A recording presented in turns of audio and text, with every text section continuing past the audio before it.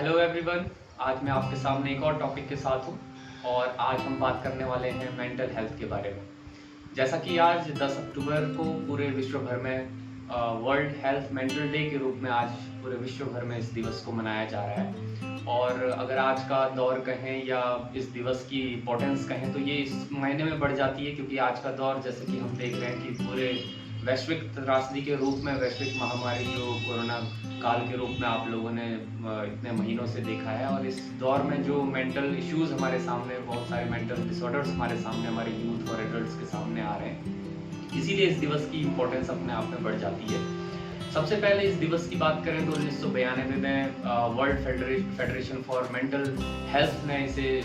मनाना स्टार्ट किया था सबसे पहले, और वहीं से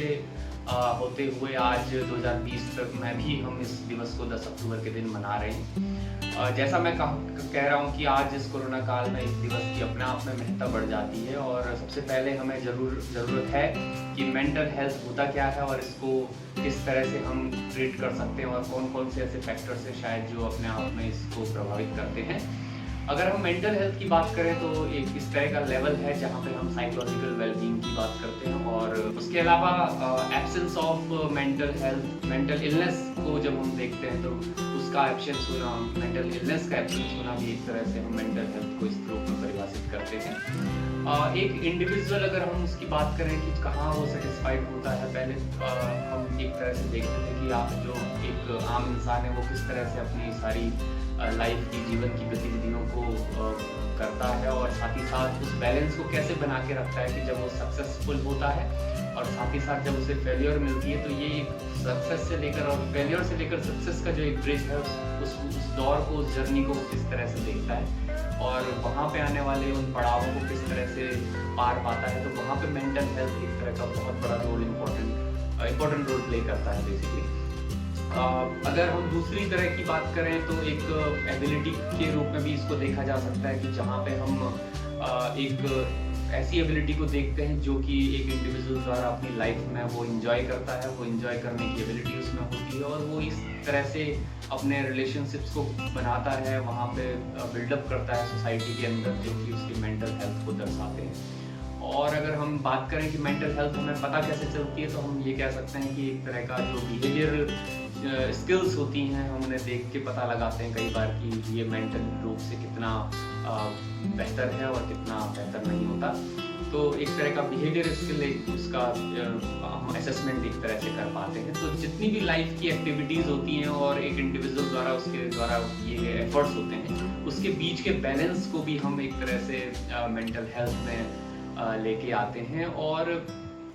चाहे हम सेल्फ एफिकेसी की बात करें कि एक ऐसा इंडिविजुअल जो अपने आप को कितना एफिशिएंट मानता है किसी काम को करने के लिए या किसी एक डीड की तरफ अपने आप को जब वो लेके जाता है, तो वो टेंडेंसी उसकी पॉजिटिविटी और नेगेटिविटी को दर्शाती है कि वहाँ पे वो नेगेटिव एस्पेक्ट के साथ एस्पेक्ट्स को लेके चलता है तो वो फेलियर की तरफ बढ़ता है, और वहीं जब वो पॉजिटिव रहता है तो वो कहीं ना कहीं अपने गोल की तरफ अग्रसरित होता रहता है। और सेल्फ एफिकेसी इंपॉर्टेंट पार्ट है, वेलबींग मैंने जैसा कहा एक बड़ा इंपॉर्टेंट एस्पेक्ट है। उसके अलावा हम बात करते हैं कॉम्पिटेंसी लेवल की, कि आप किस तरह से जो हर एक लेवल में अपने कंपटीशन को किस तरह से फेस करते हो, और जो आपका कॉम्पिटेंसी का भाव है वो बना रहता है या नहीं बना रहता लाइफ के अलग अलग फेजेस में। ये भी एक बड़ा मेंटल हेल्थ के जो फैक्टर्स हैं उनको बढ़ाने का काम करता है। और प्रोडक्टिव एफर्ट्स आपके होने चाहिए। आप ये भी कह सकते हैं कि जो कई लोग होते हैं जो एफर्ट्स करते हैं, और कई लोग जो होते हैं वो सिर्फ जो एफर्ट करने के बाद उनको प्रोडक्टिव बनाते हैं, कहीं ना कहीं उनको उसका फ़ायदा मिलता है। तो ये भी इस तरह से भी मेंटल हेल्थ को हम देख सकते हैं। अगर हम बात करें कुछ ऐसी स्किल्स की, जैसे हम कहते हैं कि मोटर और नर्वस स्किल्स, नर्वल न्यूरॉन्स के थ्रू जो हम बेसिकली अपने मैसेजेस को ब्रेन तक पहुंचाते हैं और ब्रेन हमें ऑर्डर देता है उस काम को करने के लिए, उसकी अपेक्षा देखा जाता है कि जो आपका मेंटल हेल्थ का या जो बिहेवियर स्किल्स जो हम जिसका असेसमेंट का एक क्राइटेरिया के दौर पे हम देख रहे थे जैसे, तो वहाँ पे हम बिहेवियरल स्किल्स को ज़्यादा देर तक या उसको इवेल्यूट करने के लिए we don't have to assess the behavioural skills early. आप उसको टाइम देना चाहिए। अगर आपको लगता है कि किस तरह से मेंटली कोई अगर वीक लग रहा है या कोई परफॉर्मेंस नहीं कर पा रहा, खासकर हम स्पोर्ट्स के अंदर देखते हैं कई बार हम परफॉर्म करने जाते हैं लेकिन परफॉर्म नहीं कर पाते, तो इस तरह की चीज़ों के लिए आपको बिहेवियरल स्किल्स में जब चेंजेस देखने को मिलते हैं तो वो थोड़ा सा टाइम लेते हैं, कई बार जल्दी भी हो जाता है, लेकिन आमतौर पे उसको समझने के लिए आपको थोड़ा सा टाइम देना चाहिए। तो ये चीज़ आपको एक बड़ा इंपॉर्टेंट फैक्टर है जो आपको मेंटल हेल्थ के साथ देखना है। अब हम बात करते हैं कि मेंटल हेल्थ को अच्छा करने के लिए अगर हम एक एडल्ट या यूथ की बात कर रहे हैं कि हम उसको कैसे बेहतर बनाएं मेंटली, तो 3 तरह की चीज़ों के बारे में आज हम यहाँ पे बात करेंगे। पहला जो मैं बात करने वाला हूँ वो है आपका फूड। फूड या बैलेंस डाइट जिसको हम कहते हैं कि फूड जो है वो आपका मूड किस तरह से चेंज करेगा, ये एक बड़ी इंपॉर्टेंट बात है। बैलेंस डाइट अगर हमेशा आपकी रहेगी, बैलेंस डाइट के तौर पे कहने का मतलब है कि आपका डेली रूटीन में आप उसको बैलेंस तरीके से एक संतुलित आहार के रूप में अपने आहार को ले ले रहे हो, तो ये एक बड़ा इंपॉर्टेंट रोल प्ले करेगा कि आपकी जो मूड है उसको बेहतर बनाए। और मूड बेसिकली पूरी तरह से आपका कॉग्निटिव एबिलिटीज से भी रिलेटेड है और पूरी जो इंटेलेक्चुअल एबिलिटीज और जितने भी आपके इमोशनल बैलेंस को सही करने के लिए और आपका जो फील गुड हार्मोन्स होते हैं उनको एक्टिवेट करने में भी बड़ा इंपॉर्टेंट रोल प्ले करता है। तो पहला, बैलेंस डाइट आपको हमेशा बेहतर रखना है। दूसरी जो हम बात करते हैं वो होता है स्लीप। आपका जो स्लीप पैटर्न है वो बहुत अच्छा होना चाहिए। अच्छा होगा इट मीन्स कि हम कहते हैं कई बार एडल्ट्स के लिए हम कहा जाता है कि 7 से 9 घंटे आपको सोना ज़रूरी है। पर मेरा मानना है कि आप सोने का जो ड्यूरेशन है उसके साथ साथ उसकी क्वालिटी के ऊपर भी हमें देखना चाहिए कि डीप स्लीप आप कितना टाइम लेते हो। और ये डीप स्लीप होना या स्लीप पैटर्न अच्छा होना, क्वालिटी ऑफ स्लीप की जब हम बात करते हैं तो वो डिपेंड करता है कि आपके पूरे डेली रूटीन आपने किस तरह से पूरे टाइम, पूरा दिन भर आप किस तरह से खाते हो, किस तरह से पीते हो। कई बार आपने देखा होगा कि आपका टाइमली ना खाना या डिनर लेट करना या पूरे दिन का जो रूटीन है आपका जब हेक्टिक होता है तो उस तरह से भी आप देखते हैं कि मेंटल हेल्थ कहीं ना कहीं उससे प्रभावित होती है। और स्लीप, जहाँ पे आपको स्लीप डिसऑर्डर्स होंगे तो सीधा सीधा आपका मेंटल डिसऑर्डर्स होने लगेंगे और मेंटल हेल्थ पे आपका बिल्कुल वो अफेक्ट करेगा। तो रात को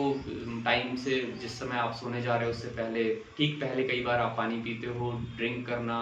या उस समय पानी लेना, तो वो कई बार आपको रात को आपकी जो डीप स्लीप की हम जब बात कर रहे हैं तो उसको कहीं ना कहीं डिस्टर्ब करता है। तो ध्यान देना है आपको कि आपका जो स्लीपिंग पैटर्न है वो अच्छा रहे। तीसरी जो इम्पोर्टेंट और लास्ट जो मैं की एलिमेंट के रूप में यहाँ पे आपके सामने रखूँगा वो इम्पोर्टेंट पार्ट है, वो है आपका जो हम कहते हैं एक्सरसाइज जो हम बात करते हैं। तो एक्सर्शन बहुत इंपॉर्टेंट है। एक्सर्शन जब होगा, हम देखते हैं कि जब हम डिप्रेशन की बात कर रहे हैं, इमोशनल इम्बैलेंस की बात कर रहे हैं, तो वहाँ पे उसको बैलेंस्ड वे में रखना, आपका जो सक्सेसफुल जब आपका फेज चल रहा है लाइफ का उसको भी आप एक तरह से एंजॉय करो और उस जो सक्सेस, जो सफलता है उसमें इतना ज़्यादा ना डूब जाओ कि आपके आने वाली जो चीज़ें हैं, जो आपके आने वाले जो एफर्ट्स हैं वो आपके ज़्यादा इफ़ेक्टिव ना हो। तो इस तरह से आपको एक तरह से बैलेंस बना के रखना पड़ता है कि आपकी सक्सेस में भी आप बेहतर तरीके से उसको एंजॉय कर पाओ और जब आपका फेलियर हो या बैड टाइम हो तो उस समय भी आपको एक तरह से इमोशनल बैलेंस मिले जो आपको उन सारी प्रॉब्लम से, उन सारी एडवर्सिटीज से टैकल करने के लिए आपको हमेशा मोटिवेट करेगा। तो एक्सर्शन बहुत इंपॉर्टेंट है। जब आप नेगेटिव लाइन में जा रहे हो, नेगेटिव डायरेक्शन की तरफ जा रहे हो, तो आपका एक्सर्शन या एक्सरसाइज जो है, वर्कआउट जो है वो आपको एक तरह से पॉजिटिव डायरेक्शन में लाने का काम करता है। बहुत बार आप डिप्रेस्ड होते हो या आपका जो एक ध्यान है वो कंसंट्रेशन एक तरह से नहीं लग पाता, तो कई बार आपकी फ्रस्ट्रेशंस भी होती हैं, बहुत बार आपका वर्किंग एनवायरनमेंट इस तरह का नहीं होता जिससे आप बेहतर फील करते हो। तो वो सारी चीज़ें आपका एक्सर्शन जब आप वर्कआउट जब आप करते हो, फिजिकल एक्सर्शन जब आप करते हो, तो वो आपको एक सही डायरेक्शन में लाने का काम करता है। और साथ ही साथ एक्सर्शन, जब आप वर्कआउट फिजिकल एक्सर्शन की बात कर रहे हो, उसी के साथ मैं इसको यहाँ पे मेंटल एक्सर्शन की बात भी करूँगा। जैसे हम योग या ऐसे बहुत सारे मेडिटेशन की बात करते हैं जो कि आपके मेंटल लेवल को बेहतर करते हैं। और इन तीनों चीज़ों को अगर हम एक साथ अगर हम शायद लेके चलें, हमारा डेली रूटीन अगर डिसिप्लिन वे में हो, चाहे हम बैलेंस डाइट की बात करें, चाहे हम स्लीप पैटर्न की बात करें, चाहे हम एक्सर्शन की बात करें, वर्कआउट की बात करें, तो ये तीनों जब अच्छे वे में और एक बैलेंस्ड वे में रहेंगे तो कहीं ना कहीं आपका मूड जो है वो एक तरह से बहुत बेहतर रहेगा और आप ये सारे जो मेंटल इश्यूज़ हैं उनको सॉल्व करने में आपको कहीं ना कहीं फ़ायदा होगा। तो यही मेरा एक आज का जो बात थी, ये इस दिवस पे बड़ा ज़रूरी था, मुझे लगा कि आज इस पे बात करना चाहिए क्योंकि वर्ल्ड मेंटल हेल्थ डे के रूप में आज इसे मनाया जा रहा है। और बड़ा ज़रूरी है इस कोरोना काल में, अगर आप किसी किसी वजह से अगर आप थोड़ा सा पीछे हो भी गए हो, तो आप अपने आप को इस तरह से इन सारी चीज़ों को फॉलो करके और इनके ऊपर थोड़ा और एक्सप्लोर करके अच्छे रूप में इनको डिसिप्लिन वे में अपने डेली रूटीन में इसको इंक्लूड करके कहीं ना कहीं एडवांटेज ले सकते हो। तो इन्हीं चीज़ों के साथ आज के लिए बहुत बहुत धन्यवाद।